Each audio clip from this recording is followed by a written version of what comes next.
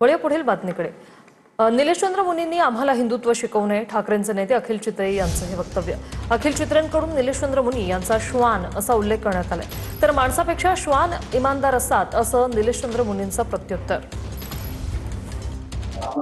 सीताच्या पतीचं नाव घेऊन गीताच्या पतीचा खुश करायचा असे हिंदू विरोधी आहेत आणि राम रक्षा कवचची आवश्यकता ज्यादा त्यांनी कुराण वाचावं, कारण की त्यांनी सांगितलं आहे की आमचे जे औरंगजेब आहेत ते आमचे बंधू आहेत। तो बोलाता तर त्यांनी आपल्या मातोश्रीवर शुद्धीकरण करावं, नागपुरातली त्यांची आवश्यकता नाही हनुमान चालीसा करायची आणि रामरक्षा करायची।